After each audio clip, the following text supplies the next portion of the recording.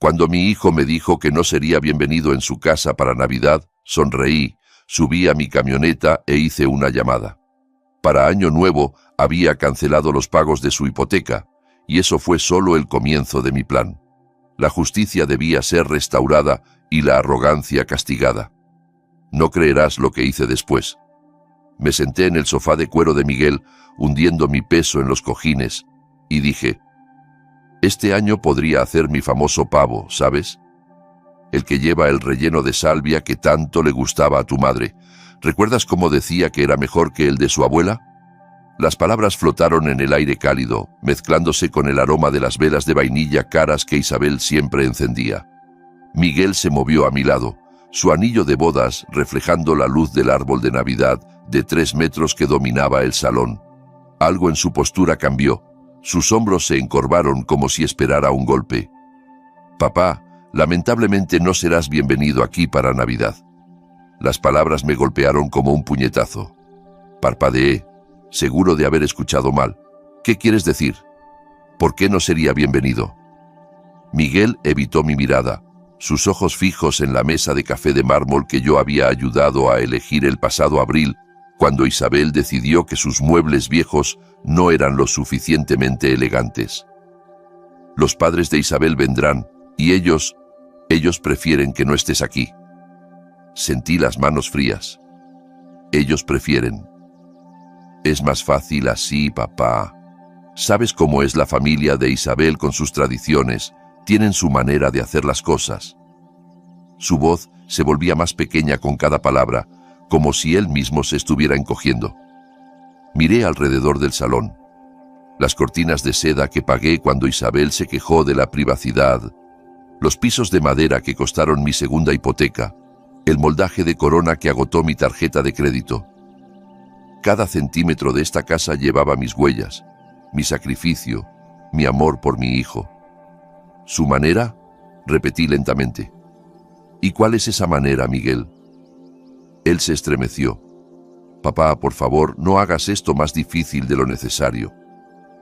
Por el arco de la cocina vi la nueva batidora profesional de Isabel, la que insistió que necesitaba para su breve obsesión por la repostería navideña. $2.000 de mi dinero, probablemente usada 2 veces desde octubre. Entonces, ¿dónde pasaré la Navidad? La pregunta salió más suave de lo que pretendía. El rostro de Miguel se arrugó. No sé, quizá con la tía Rosa, o podríamos hacer algo el fin de semana siguiente. El fin de semana siguiente, como si la Navidad fuera una cita que se podía reprogramar por conveniencia. Me puse de pie, mis rodillas protestando tras 8 años de cargar este peso solo. Entiendo. Papá, espera. Pero ya estaba caminando hacia la puerta, pasando por las fotos familiares donde mi rostro se volvía más pequeño y lejano en cada marco, pasando por el armario que guardaba las chaquetas de $1.000 de Isabel. Mi mano encontró el pomo de la puerta, sólido y frío bajo mi palma. Hijo, dije sin girarme, dile a los padres de Isabel que les deseo una feliz Navidad. El aire de diciembre me golpeó la cara como una bofetada. Mientras caminaba hacia mi camioneta, escuché a Miguel llamarme una vez, luego el suave clic de la puerta cerrándose, definitivo, absoluto. Me senté en el asiento del conductor, con el motor apagado, observando las luces navideñas brillar en las ventanas de casas en las que nunca sería bienvenido. Mi teléfono vibró, probablemente Miguel queriendo suavizar las cosas con promesas vacías y culpa. No contesté. En cambio, giré la llave y manejé hacia la oscuridad, dejando atrás el cálido resplandor de la casa que había comprado, pero en la que nunca pertenecería. El calentador zumbaba contra el frío de diciembre mientras navegaba por las calles conocidas hacia mi hogar.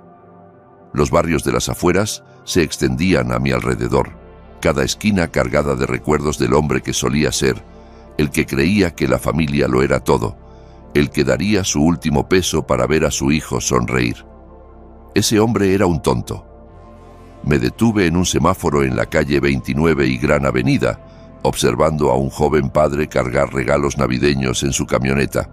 Sus hijos pegaban sus rostros contra la ventana, el aliento empañando el vidrio con emoción. Alguna vez Eso éramos Miguel y yo, antes de Isabel, antes de que me convirtiera en nada más que una billetera ambulante con emociones inconvenientes. Los números comenzaron a girar en mi cabeza como una máquina tragamonedas rota. 2.800 pesos cada mes, durante 5 años. Mi calculadora había renunciado a dar sentido a todo el pasado abril, cuando finalmente sumé el total, $140.000. Más dinero del que María y yo ahorramos para nuestra jubilación. Desaparecido, simplemente desaparecido. Pisé el acelerador más fuerte de lo necesario cuando el semáforo cambió a verde. La camioneta rugió, reflejando mi estado de ánimo. En la calle Quinta, refinancié mi casa, la de María y mía, para cubrir el enganche de la suya. El oficial de préstamos me miró con lástima que no reconocí en ese momento. «Señor Flores, ¿está seguro de esto? Está arriesgando mucho por la inversión de alguien más». No era la inversión de alguien más, era el futuro de mi hijo, la seguridad de mi familia. En la calle Lincoln, el banco donde saqué una segunda hipoteca cuando Miguel perdió su trabajo hace 2 años. Solo temporal, papá, hasta que me recupere. Isabel estaba detrás de él, con una bolsa de $700 colgada al hombro, asintiendo con simpatía, mientras calculaba mentalmente cuánto valía mi desesperación. Nada, resultó. Mi desesperación no valía nada para ellos. Estacioné en mi entrada, con el concreto agrietado que no podía permitirme reparar, porque cada peso extra se desvanecía en su fantasía suburbana perfecta. La luz del porche parpadeaba. Otro arreglo postergado. Dentro, la casa se sentía vacía sin la risa de María, la calidez de las reuniones familiares que nunca volverían a ocurrir. Mi teléfono sonó mientras buscaba mis llaves, el tono estridente resonando en las paredes vacías. El nombre de Isabel apareció en la pantalla, probablemente queriendo explicar por qué no era lo suficientemente bueno para las sensibilidades refinadas de sus padres. Perfecto momento. Había esperado 5 años para tener esta conversación. Contesté en el cuarto timbre, haciéndola esperar lo justo para que se preguntara si respondería. «Denise». La voz de Isabel destilaba una dulzura falsa, la misma que usaba cuando me pedía cubrir su factura de agua o los impuestos de la propiedad. Me enteré del pequeño malentendido con Miguel. ¿Malentendido? Me apoyé en la encimera de la cocina, aún con el abrigo puesto. No creo que haya ningún malentendido, Isabel. Fuiste muy clara con tu posición. Mira, sé que parece duro, pero tienes que entender la perspectiva de mis padres. Son personas muy tradicionales. Esperan cierto ambiente durante las fiestas. Cierto ambiente, repetí.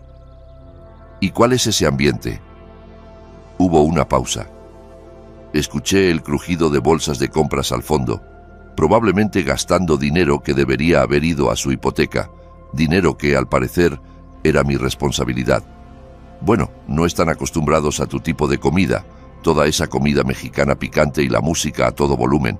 Y francamente, Denise, son personas educadas, esperan conversaciones sobre actualidad, literatura, arte, ya sabes. Las palabras dolieron más que un golpe físico. 8 años mordiéndome la lengua, tragándome insultos por el bien de Miguel, fingiendo no notar cómo me miraba, como si fuera un simple empleado. ¿Mi tipo de comida? Mi voz se mantuvo firme, controlada. ¿Te refieres a la comida que comías todos los domingos durante 3 años cuando el dinero escaseaba? ¿Los tamales que decías que te recordaban a tu abuela? Eso fue diferente.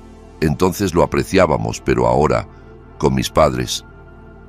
Ahora, con tus padres, no puedes permitir que el campesino mexicano los avergüence en tu elegante mesa. La dulzura falsa se desvaneció. No seas dramático, Denise.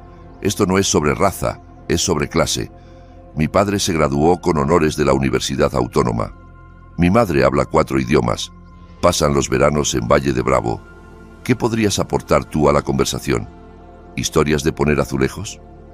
El calor me subió al pecho, pero mantuve la voz firme. Construí un negocio desde cero después de que el abuelo de tu esposo murió. He dado trabajo a más de 50 personas. He pagado más en impuestos que lo que tu padre ganó en su mejor año. El dinero no lo es todo, Denise. La educación importa, la crianza importa, y francamente María sabía cuál era su lugar mejor que tú. El silencio en la línea fue absoluto. Había cruzado una línea que ni siquiera sabía que existía hasta que la pisoteó con sus tacones de diseñador. ¿Qué dijiste de mi esposa?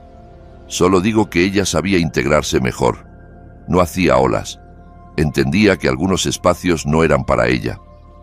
Mi mano apretó el teléfono hasta que los nudillos se pusieron blancos. María tenía más clase en su dedo meñique que toda tu familia junta. Por favor, era una empleada doméstica que tuvo suerte. Al menos tuvo el buen sentido de quedarse callada. Isabel, mi voz bajó a un tono que no reconocí. Escucha con atención. Esta conversación se acabó. Se acabó fingir que somos familia. Se acabó. Repetí y colgué. Coloqué el teléfono con cuidado en la encimera, mis manos sorprendentemente firmes. La cocina parecía diferente, más pequeña pero más limpia, como si un peso se hubiera levantado del aire. Caminé hacia mi escritorio en la esquina, saqué la carpeta que había evitado por meses, estados de cuenta bancarios, documentos de la hipoteca, 5 años de transferencias automáticas que me habían dejado seco mientras ellos vivían como reyes. Era hora de detener la hemorragia, cancelando la hipoteca. Los documentos se extendieron sobre la mesa de la cocina como evidencia en una escena del crimen. 5 años de estados de cuenta, cada uno mostrando la misma transferencia automática, 2.800 pesos el día 15 de cada mes, desvaneciéndose de mi cuenta a la suya. Una prueba escrita de mi propia estupidez. Saqué mi calculadora y comencé a sumar. El primer año, 33.000 pesos. El segundo, otros 33.000. Para el tercer año, dejé de comprarme ropa nueva. El cuarto año, empecé a comprar en tiendas de descuento. Este año, el quinto, había estado comiendo sándwiches de crema de cacahuate para almorzar para llegar a fin de mes. 143.400 pesos, sin contar el enganche, sin contar las veces que cubrí sus servicios cuando las compras compulsivas de Isabel se descontrolaban, sin contar el tejado nuevo, el jardín, los muebles esenciales para su estilo de vida. Me recosté en la silla, mirando los números hasta que se volvieron borrosos. El dinero del seguro de vida de María, mis ahorros para la jubilación, el fondo para la universidad de los nietos que, al parecer, nunca conocería. Todo desaparecido, vertido en una casa donde no era bienvenido para la cena de Navidad. Tomé mi teléfono, busqué el número de mi banco. El sistema automatizado me ofreció opciones en español e inglés. Qué considerado, qué amable con gente como yo. Servicio al cliente, soy Jennifer. ¿Cómo puedo ayudarlo hoy? Necesito cancelar una transferencia automática, dije, mi voz más firme de lo que había sido en años. Claro, señor. Necesitaré su número de cuenta y algo de información para verificar. Recité los números escuchando el tecleo al fondo. Profesional, eficiente, sin juicios sobre por qué un hombre de 62 años cancelaba pagos que probablemente eran para la hipoteca de su hijo. Veo la transferencia, señor Flores. 2.800 pesos mensuales a una cuenta de Banorte que termina en 7423. ¿Desde hace cuánto tiempo ha estado haciendo esta transferencia? 5 años, dije. Las palabras con un sabor amargo. ¿Y quiere cancelarla de inmediato? Miré alrededor de mi cocina. Los electrodomésticos anticuados que no podía reemplazar, las paredes que necesitaban pintura, las ventanas que dejaban entrar el frío porque había gastado el dinero de mejoras en el castillo de alguien más. De inmediato, confirmé. Listo, la transferencia ha sido cancelada. ¿Hay algo más en lo que pueda ayudarlo? No, dije, sorprendido por lo bien que se sentía la palabra. Eso es todo. Colgué y me senté en el silencio repentino de mi casa. Afuera, la oscuridad de diciembre se asentaba sobre la ciudad. Las luces navideñas brillaban en ventanas donde las familias se reunían sin condiciones, sin juicios, sin necesidad de ocultar quiénes eran. Por primera vez en 5 años, el presupuesto del próximo mes estaría equilibrado. Por primera vez desde que María murió, podía permitirme arreglar la luz del porche, comprar comida decente, tal vez incluso tomar unas vacaciones. Recogí los estados de cuenta, los documentos de la hipoteca, toda la evidencia de mi generosidad. Caminé hacia la chimenea, encendí un cerillo y vi cómo 5 años de martirio se convertían en cenizas. El fuego calentó mi rostro, más cálido de lo que me había sentido en años. Mi teléfono vibró con un mensaje, probablemente Miguel queriendo disculparse o Isabel necesitando dinero para algo esencial, como cojines nuevos. No lo revisé. En cambio, me serví un vaso del buen tequila, el que había guardado para una ocasión especial que nunca parecía llegar. Esta noche se sentía lo suficientemente especial. Levanté mi vaso en la habitación vacía, hacia la foto de María en la repisa, hacia el hombre que solía ser y el hombre en el que me estaba convirtiendo. «Feliz Navidad para mí», dije, y lo dije en serio. La mañana siguiente amaneció fresca y clara, la luz de diciembre entrando por las ventanas de mi cocina mientras disfrutaba mi segunda taza de café. Por primera vez en años, no estaba calculando cuánto dinero desaparecería de mi cuenta en 3 días. La libertad sabía mejor que el café colombiano que finalmente me permití comprar. Mi teléfono sonó exactamente a las 10:47 de la mañana. El nombre de Isabel apareció en la pantalla como una advertencia. «Denise». Su voz cargaba ese tono de impaciencia apenas disimulada. «Necesito que recojas a mis padres en el aeropuerto de la ciudad. Su vuelo desde Guadalajara llega a las 2». Coloqué mi taza con cuidado, observando el vapor elevarse hacia el techo. «Isabel, ¿olvidaste nuestra conversación de ayer?» «Mira, sea lo que sea eso, necesitamos enfocarnos en lo práctico. Mis padres necesitan transporte y tú eres el único con tiempo libre durante el día». La audacia era impresionante. Menos de 24 horas después de decirme que no era digno de compartir la cena de Navidad con su familia, esperaba que fuera su chofer personal. «Y me lo pides porque eso hace la familia Denise. Se ayudan mutuamente». Su voz se agudizó por la irritación. «Además, seamos honestos, no eres mi rival. Eres demasiado débil para serlo, así que sube a tu camioneta y recógelos». Ahí estaba, el insulto final envuelto en una orden. «¿Qué aerolínea?», pregunté con calma. «Volaris, vuelo 447. Estarán en la banda de equipaje número 3. Y Denise, esperan a alguien que pueda manejar su equipaje correctamente. No nos hagas quedar mal». Escuché sus uñas golpeando algo duro, probablemente la encimera de granito que pagué cuando decidió que el laminado no era adecuado para sus cenas elegantes. «Por supuesto», dije. «Me encargaré de todo». «Bien. Y ponte algo decente. Tal vez esa camisa azul que usaste en la graduación de Miguel. Ellos notan esas cosas». La línea se cortó. Ni siquiera dijo gracias. Me recosté en la silla, mirando la pantalla en blanco de mi teléfono. 2 de la tarde. Vuelo 447. Banda de equipaje 3. Miré el reloj de pared sobre el fregadero. 10:52 de la mañana. Tiempo de sobra. Me serví otra taza de café. Añadí una cucharada extra de azúcar y abrí el periódico de ayer para terminar el crucigrama. 7 horizontal.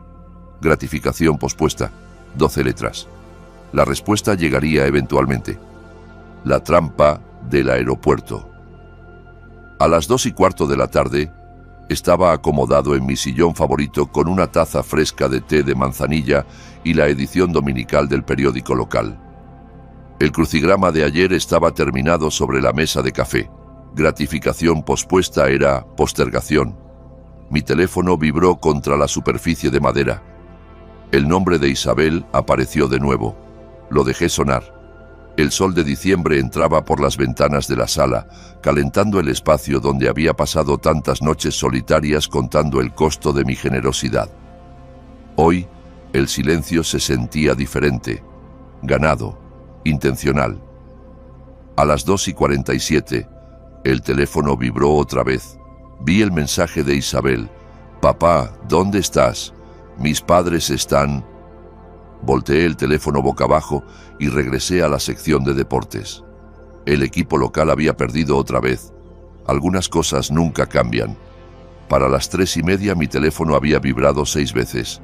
Terminé el periódico, preparé una segunda tanda de té y comencé a organizar el cajón de cachivaches de la cocina.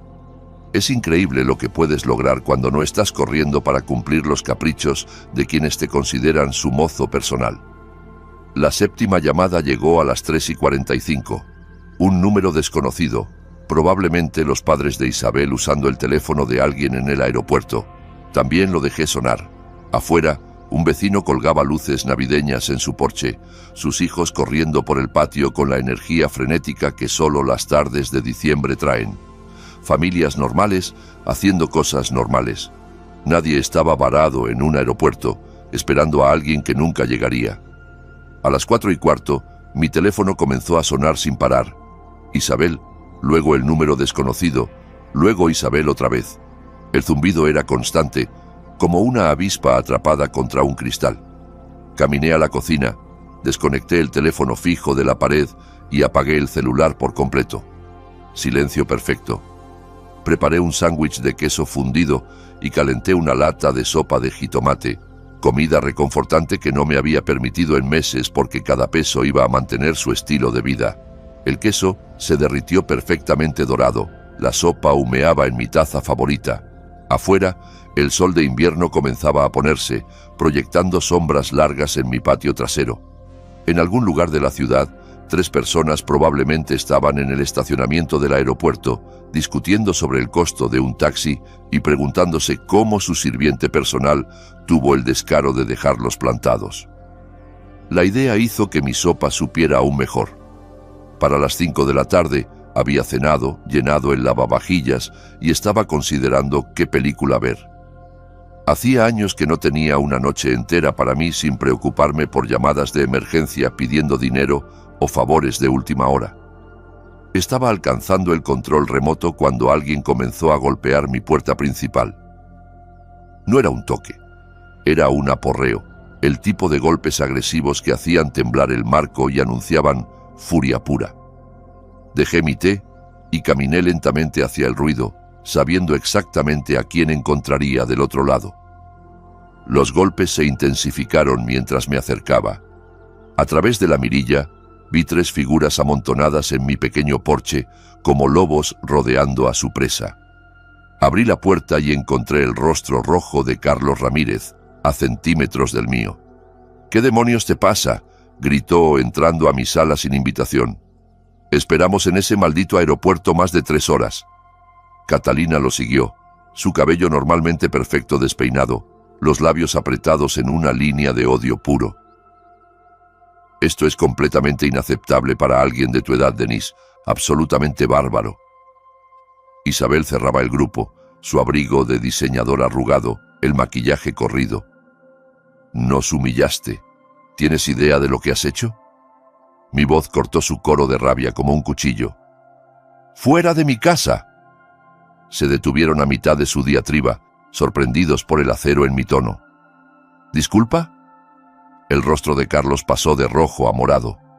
«No tienes derecho a dar órdenes aquí, amigo, no después de lo que hiciste hoy». «Esta es mi casa», dije con calma, sin moverme de la puerta. «Y quiero que salgan». Ahora Catalina dio un paso adelante, su voz goteando con el desprecio que había perfeccionado durante décadas mirando por encima del hombro a gente como yo. «Denise, claramente no entiendes la magnitud de tu error. Mi esposo tiene contactos en toda esta ciudad, conexiones de negocios, sociales. No puedes tratar a personas como nosotros así y esperar». «Una lección», interrumpí sosteniendo su mirada. «Una lección sobre su arrogancia desmedida y su pésimo trato a quienes consideran inferiores». La boca de Isabel se abrió de golpe.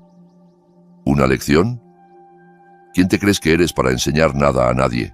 No eres nadie». «Soy alguien que dejó de ser su banco personal y su chofer». Di un paso a un lado y abrí la puerta más. «La lección terminó. Pueden irse». Carlos señaló mi pecho con un dedo, pero no se atrevió a tocarme. «No tienes idea con quién te estás metiendo, viejo. He estado en esta ciudad más tiempo del que has respirado su aire. Conozco gente importante, que puede hacer tu vida muy, muy difícil». «¿Es eso una amenaza, señor Ramírez?». Es una promesa. Su voz bajó a un susurro amenazante. ¿Crees que abandonar a personas mayores en un aeropuerto es algo que puedes hacer sin consecuencias? Vas a aprender lo equivocado que estás. Catalina asintió, su sonrisa afilada como un cristal. En efecto, las acciones tienen consecuencias, Denise, y las tuyas serán muy públicas. Isabel tomó el brazo de su padre. Papá, vámonos. Este viejo patético no vale nuestro tiempo. Salieron de mi casa como un ejército derrotado, pero Carlos se giró en el umbral. Te arrepentirás de esto, dijo. Te lo garantizo. Cerré la puerta tras ellos y giré el cerrojo con un clic satisfactorio. A través de la ventana, los vi subir a su auto rentado, aún discutiendo mientras se alejaban en la oscuridad de diciembre. La casa se sentía más limpia sin ellos, como si su presencia hubiera dejado una mancha que ahora se disipaba. Pero sus palabras finales resonaron en el silencio repentino.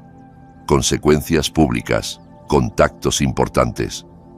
Recogí mi té, aún tibio en su taza, y por primera vez en este desastre, sentí algo que podría ser preocupación, pero estaba abrumado por algo mucho más fuerte, anticipación. 3 días después, disfrutaba mi café matutino mientras hojeaba el periódico local, cuando mi propio rostro me miró desde la página 3. El titular decía: empresario local abandona a pareja mayor en el aeropuerto durante tormenta navideña. Mis manos se detuvieron alrededor de la taza de café. Allí estaba, en blanco y negro, una foto antigua de mi sitio web de la empresa, probablemente de hace 5 años. Debajo, una historia que hizo que mi sangre se helara y mi temperamento estallara en igual medida. Carlos y Catalina Ramírez, visitando a su hija para Navidad, fueron dejados varados en el aeropuerto internacional de la ciudad por más de 4 horas el domingo, cuando un familiar, Denis Flores, no apareció para recogerlos como estaba acordado. La pareja, ambos en sus últimos 50, esperó en temperaturas gélidas mientras se emitía una alerta de tormenta invernal en la región. Alerta de tormenta invernal. Había estado a 11 grados centígrados y soleado. No podíamos creer que alguien nos abandonara así, dijo Carlos Ramírez, un ex ejecutivo bancario retirado. Llamamos repetidamente, pero el señor Flores nunca contestó su teléfono. Nos vimos obligados a tomar un taxi caro en condiciones climáticas peligrosas. A nuestra edad, este tipo de trato no es solo desconsiderado, es peligroso. El artículo continuaba con citas sobre mi supuesto patrón de comportamiento errático y preocupaciones sobre mi estado mental. Carlos se había pintado a sí mismo y a Catalina como víctimas indefensas de un hombre mayor cruel que había perdido la cabeza sin provocación. Ni una mención de la exclusión de la cena de Navidad, ni contexto sobre las demandas de Isabel o los años de explotación financiera. Solo yo, el villano que abandonó a pobres turistas ancianos durante una tormenta que solo existía en la imaginación de Carlos. Dejé el café y leí el artículo otra vez, lentamente. Luego, una tercera vez. La autora era Patricia Morales, editora de Estilo de Vida. No reconocí el nombre, pero reconocí la estrategia. Carlos había usado sus contactos, sus conexiones bancarias, para colocar esta historia donde haría el mayor daño a mi reputación. Inteligente, muy inteligente. Por primera vez desde que empezó este desastre, sentí un respeto a regañadientes por mis adversarios. No eran solo bebés de fondo fiduciario haciendo berrinches, eran estratégicos, calculadores. Entendían que en una ciudad pequeña la reputación lo es todo. Un artículo bien colocado podía destruir décadas de trabajo duro. Habían declarado una guerra total. Doblé el periódico con cuidado y lo puse a un lado, mi mente ya cambiando al modo de planificación metódica que había construido mi negocio desde cero. Esto ya no era sobre recogerlos en el aeropuerto, ni sobre la cena de Navidad o los pagos de la hipoteca. Era sobre ganar. Saqué mi laptop y comencé a escribir nombres en los buscadores. Carlos Ramírez, Catalina Ramírez, Isabel Flores. Sus perfiles en redes sociales, sus conexiones, sus hábitos, sus debilidades, todo lo que habían compartido tontamente en línea a lo largo de los años. Si querían jugar al ajedrez, les mostraría cómo luce un verdadero estratega. Miré mi calendario de pared. 18 de diciembre. 7 días hasta Navidad. 7 días para planear algo que nunca olvidarían. Pasé los siguientes 3 días viviendo en un mundo diferente. No el mundo donde era Denis Flores, el viejo derrotado que dejaba que su familia lo pisoteara. Este era el mundo donde era Denis Flores, empresario, pensador estratégico, alguien que había construido algo de la nada y no iba a permitir que un grupo de parásitos con derecho a todo destruyera lo que había trabajado durante 40 años. Mi laptop se convirtió en el centro de mando. Los perfiles de redes sociales llenaban las pestañas de mi navegador como cartas en un juego de altas apuestas. Carlos Ramírez, gerente retirado de Banorte, miembro del club de golf local, tesorero de la Asociación de Líderes Empresariales del Noroeste. Un hombre que había pasado su carrera en posiciones de confianza e influencia. Un hombre con mucho que perder. El Instagram de Catalina pintaba una imagen perfecta de una vida refinada. Almuerzos de caridad, catas de vino, fotos de vacaciones en Puerto Vallarta, con etiquetas como número vida bendita. Cada publicación cuidadosamente curada para proyectar éxito y sofisticación. Todo construido con el dinero de otros, incluido el mío. La línea de tiempo de Facebook de Isabel contaba la verdadera historia. Publicaciones sobre nuestra hermosa casa, con fotos de la cocina que yo había pagado, registros en restaurantes caros durante los meses en que cubrí sus facturas de servicios, una actualización de la semana pasada. Emocionada por la cena de Navidad con la familia, no puedo esperar para mostrar nuestras habilidades como anfitriones. Nuestras habilidades, nuestra casa, nuestro éxito. El narcisismo era impresionante, pero fue el perfil de LinkedIn de Miguel el que me dio la pieza final que necesitaba. Su actividad reciente mostraba una nueva conexión. Patricia Morales, editora de estilo de vida del periódico local, la misma Patricia Morales que había escrito el artículo difamatorio sobre mí. Me recosté en mi silla, mirando la evidencia en mi pantalla. Estas personas habían cometido 3 errores críticos. Primero, me habían subestimado por completo. Segundo, habían hecho público su ataque, lo que significaba que yo podía hacer pública mi respuesta. Tercero, habían documentado toda su vida privilegiada en línea, creando un catálogo perfecto de hipocresía. Hice clic en el perfil de Patricia Morales, 43 años, licenciatura en periodismo por la Universidad Autónoma, 15 años en periódicos locales, sin conexiones previas con banca o finanzas, lo que significaba que Carlos la había contactado de forma directa, probablemente a través de alguien de su red empresarial. Una búsqueda de 5 minutos en directorios de negocios locales confirmó mi sospecha. 3 conexiones mutuas entre Carlos y el editor de Patricia. La historia no había aparecido por casualidad. Había sido plantada con cuidado y deliberación. Hora de aficionados. Abrí un nuevo documento y comencé a escribir. No una respuesta a su ataque mediático, algo mucho mejor. Una línea de tiempo, 5 años de apoyo financiero, documentados con estados de cuenta, recibos y cheques cancelados. El enganche de su casa, $47,000 de mi préstamo hipotecario. La remodelación de la cocina, cuando Isabel decidió que las encimeras de granito eran esenciales. $18,000 de mi tarjeta de crédito. 60 pagos mensuales de hipoteca de $2,800 cada uno. $168,000 en total. $250,000, más de lo que había gastado en mí mismo en la última década. Mi teléfono vibró con un mensaje de un número desconocido, probablemente Isabel intentando un nuevo ángulo. Lo ignoré y seguí trabajando. Para la noche, tenía todo organizado en una carpeta gruesa. Estados de cuenta, recibos, fotos descargadas de sus redes sociales mostrando compras que yo había financiado, una copia impresa del artículo del periódico con mis notas a mano en los márgenes, documentando cada mentira y distorsión. Miré mi calendario de pared. El 24 de diciembre estaba marcado en rojo, no porque fuera Navidad, sino porque era el día perfecto para la justicia. Según los eventos de Facebook de Isabel, estaban organizando una cena de Navidad para 12 personas. Familia, amigos, vecinos, miembros de su círculo social, el tipo de personas que leían el periódico local y formaban opiniones basadas en lo que veían, el tipo de personas que merecían saber la verdad. Cerré mi laptop y caminé a la cocina, donde había dejado mi buena cámara, la que compré hace años para documentar obras de construcción para mi negocio.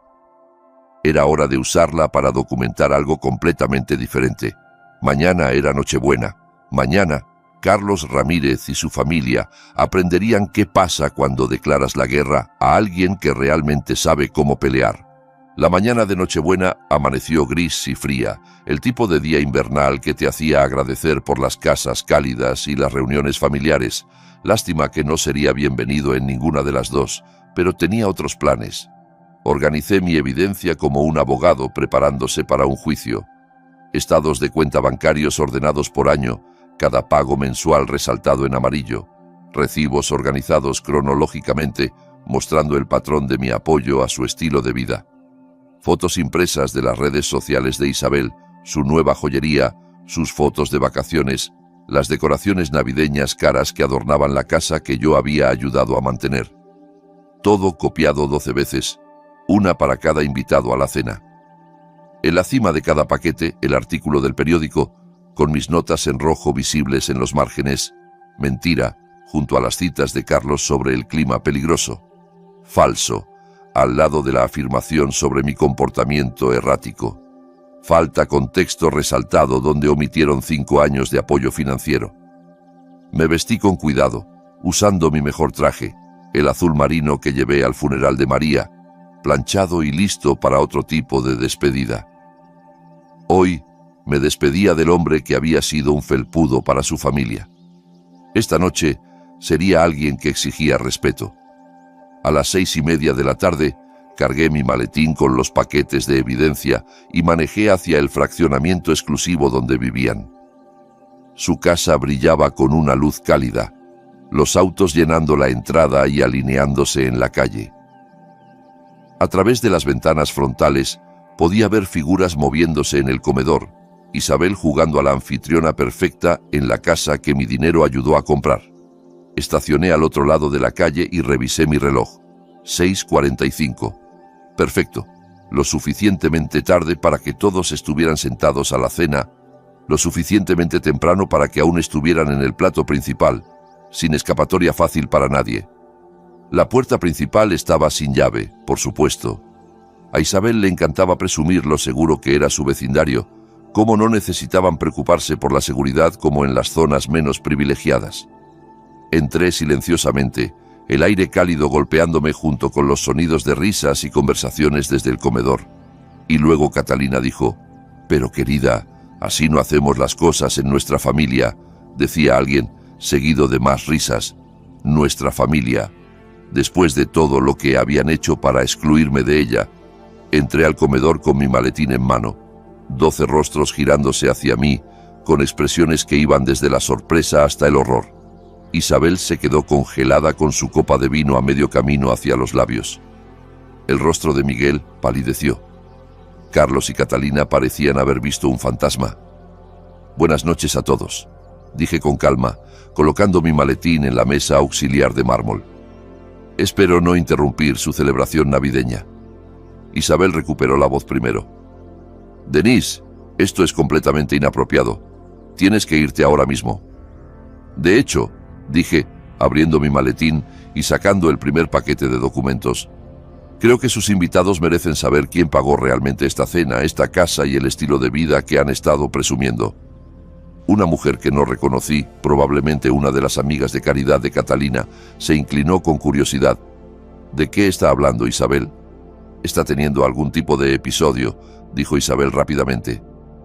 «Miguel, llama a alguien». Pero yo ya estaba moviéndome alrededor de la mesa, colocando un paquete de documentos frente a cada invitado. «Aquí están los registros bancarios», dije con tono casual.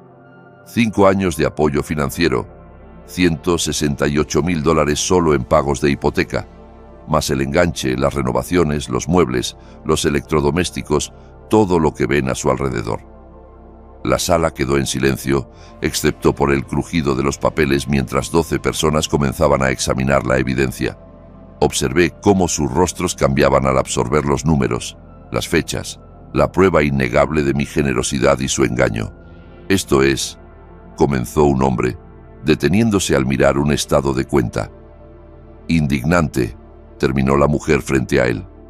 Isabel, ¿por qué no nos dijiste nada de esto? La compostura perfecta de Isabel comenzaba a resquebrajarse. Es más complicado de lo que parece. Denise se ofreció a ayudarnos. Nunca pedimos. De hecho, interrumpí, sacando el artículo del periódico. Hablemos de lo que sí pidieron y lo que le contaron a los medios sobre mí. La temperatura en la sala pareció bajar 10 grados. Coloqué copias del artículo en la mesa, observando cómo los invitados reconocían mi foto de la historia poco halagadora que se publicó 3 días antes. «Ahora», dije, mi voz resonando claramente en el silencio repentino, «hablemos de los verdaderos manipuladores en esta familia». El rostro de Carlos pasó de rojo a cenizo. Catalina permanecía rígida en su silla, su copa de vino olvidada en la mano. El señor Ramírez usó sus conexiones bancarias para colocar esta historia. Continué, golpeando el periódico. Noten cómo me presentan como inestable y peligroso, abandonando a pobres ancianos en un clima helado. Un hombre de cabello gris con un suéter caro levantó la vista del artículo. «Carlos, ¿qué es esto?» El clima estaba a 11 grados y soleado, dije antes de que Carlos pudiera responder. Y no eran turistas varados, eran los padres de Isabel que venían a la cena de Navidad, de la que me habían expulsado, porque no era lo suficientemente bueno para su compañía. Catalina finalmente encontró su voz. «Eso no es... Nunca dijimos... ¿Nunca dijiste qué, Catalina?» Saqué mi teléfono, donde había capturado varias publicaciones de Isabel en redes sociales. ¿Qué era demasiado corriente para tus padres? ¿Que mi comida mexicana y mis conversaciones de clase trabajadora los avergonzarían frente a sus amigos educados? La mujer que identifiqué como amiga de caridad de Catalina se movió incómoda. «Catalina, seguro que no». «Está tergiversando todo», balbuceó Carlos, pero su voz carecía de convicción. «Este hombre tiene serios problemas de salud mental, el estrés de la edad, problemas financieros». «¿Problemas financieros?», casi me reí. «Señor Ramírez, he estado manteniendo a su hija y yerno con casi 3,000 pesos al mes durante 5 años. Los únicos problemas financieros aquí son los que están a punto de tener». Me dirigí a toda la mesa. «Estas personas han tomado $200,000 de mí mientras me insultaban a mis espaldas. Han manipulado a mi hijo en mi contra, me han prohibido asistir a reuniones familiares y cuando finalmente me defendí, intentaron destruir mi reputación en el periódico». Miguel habló por primera vez, su voz apenas un susurro. «Papá, no sabía lo del periódico». «Tu esposa sí», dije con calma, «y sus padres lo orquestaron. Me convirtieron en el villano por negarme a ser su cajero automático y chofer personal».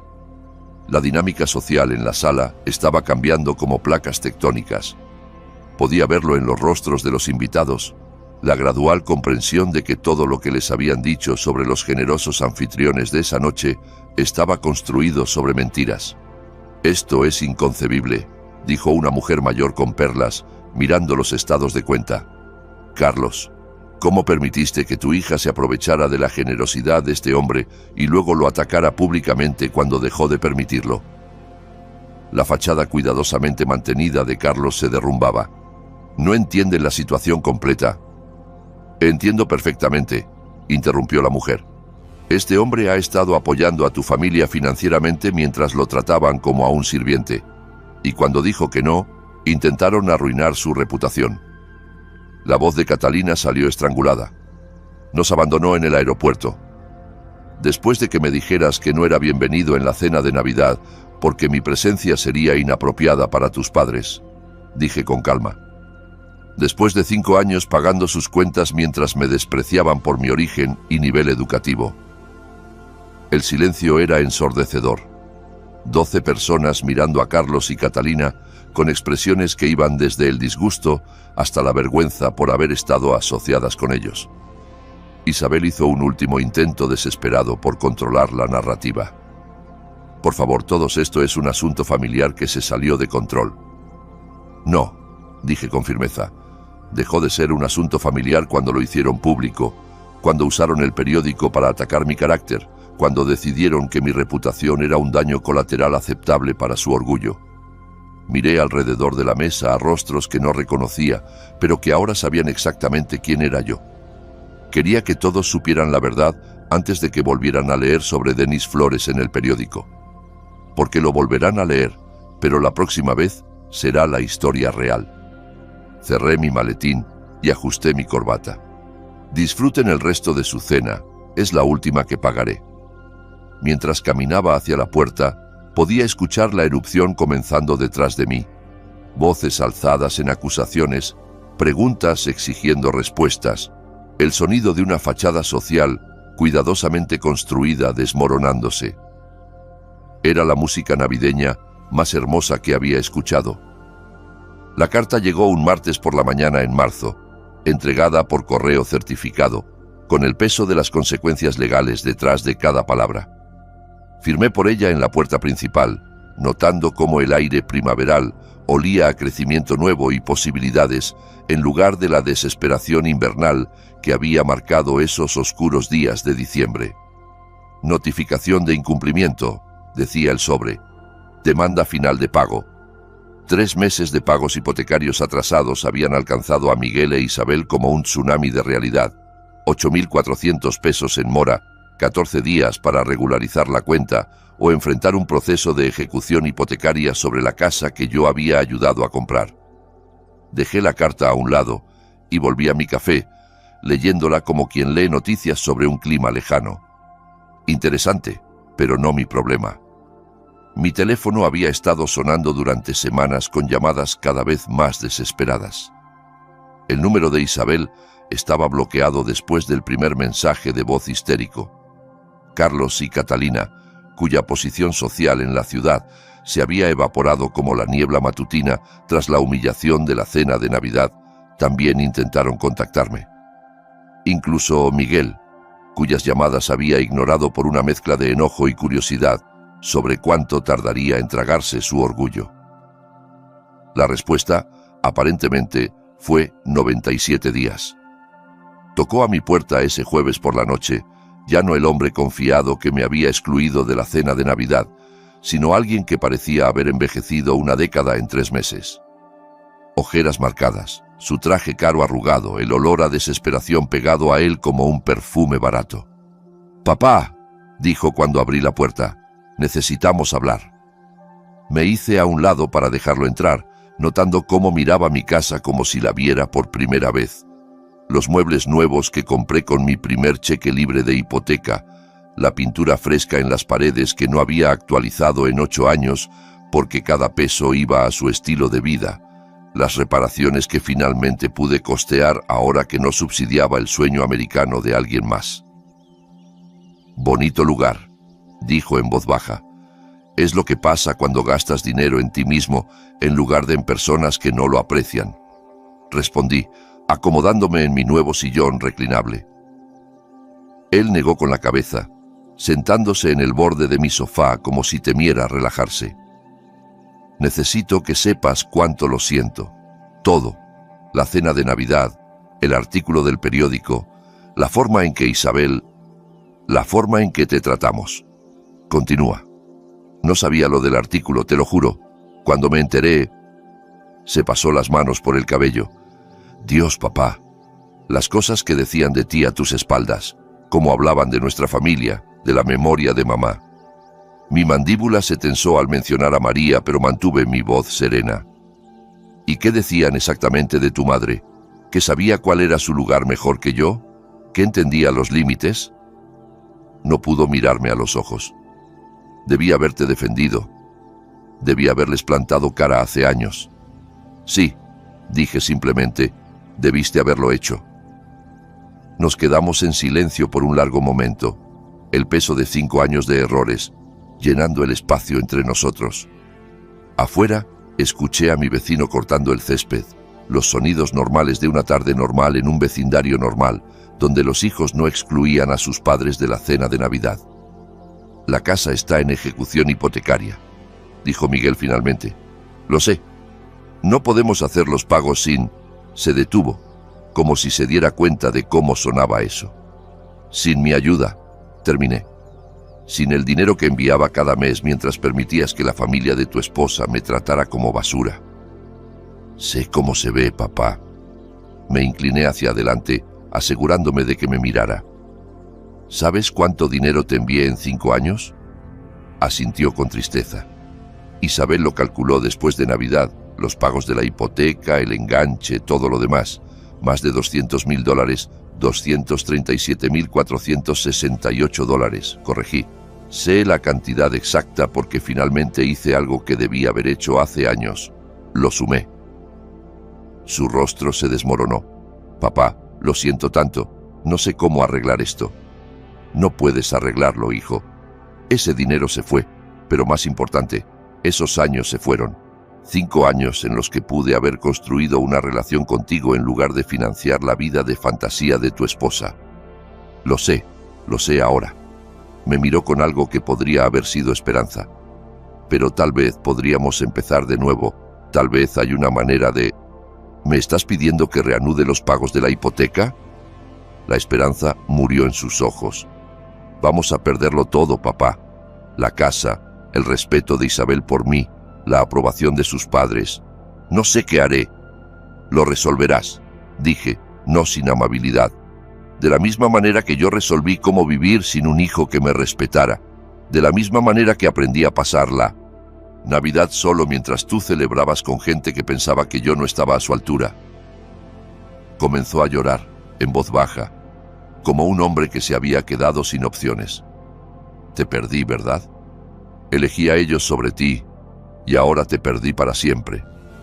Lo observé por un largo momento. Este hombre que crié, amé, y por quien me sacrifiqué, que permitió que la familia de su esposa lo convenciera de que su padre no era lo suficientemente bueno para su compañía. Miguel, dije finalmente, no me perdiste, me regalaste. Hay una diferencia. Se secó los ojos con el dorso de la mano. ¿Hay alguna posibilidad, alguna manera de que puedas perdonarme? Te perdoné hace meses, dije, y lo dije en serio. Pero el perdón no significa volver a cómo eran las cosas. No significa fingir que esto no pasó o que voy a retomar el pago de un estilo de vida que venía con la condición de que estuviera agradecido por migajas de tu atención. Entonces, ¿qué significa?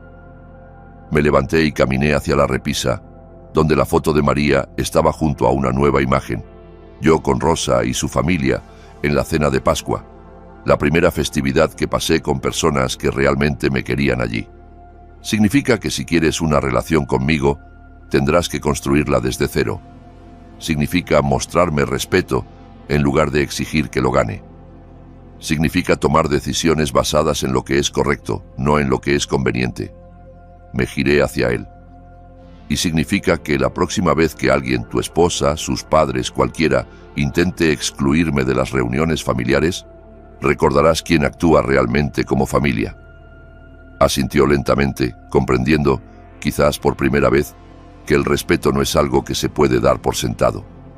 ¿La casa?, preguntó en voz baja. Ya no es mi problema. Me senté de nuevo, sintiéndome más ligero de lo que me había sentido en años. Eres hombre adulto, Miguel. Resuélvelo como lo hacen los hombres adultos. Consigue un trabajo que pague lo suficiente para cubrir tus cuentas. Vende la casa y compra algo que puedas permitirte. Deja de vivir por encima de tus posibilidades, esperando que otros subsidien tus elecciones. Se levantó lentamente, los hombros rectos por primera vez desde que llegó. Tienes razón en todo. Lo sé. Caminó hacia la puerta, luego se giró. Papá, por lo que vale verte defenderte en la cena de Navidad. Estaba orgulloso de ti, avergonzado y enojado, pero también orgulloso. Bien, dije. Tal vez aún hay esperanza para ti. Después de que se fue, me serví un vaso del buen tequila y salí al porche trasero. La primavera llegaba a la ciudad, los árboles comenzando a brotar, el aire calentándose con promesas. En 4 meses, cumpliría 63 años. María se había ido hacía 8 años. Había desperdiciado 5 de esos años siendo un felpudo para personas que no apreciaban el sacrificio. No planeaba desperdiciar más. Mi teléfono vibró con un mensaje de Rosa. ¿Cena el domingo? Los niños quieren mostrarte sus proyectos escolares. Sonreí y respondí, no me lo perdería. La verdadera familia, resultó, se encontraba con personas que realmente te querían allí. Todo lo demás era solo un teatro caro y yo había terminado de comprar boletos para espectáculos donde no era bienvenido en el escenario.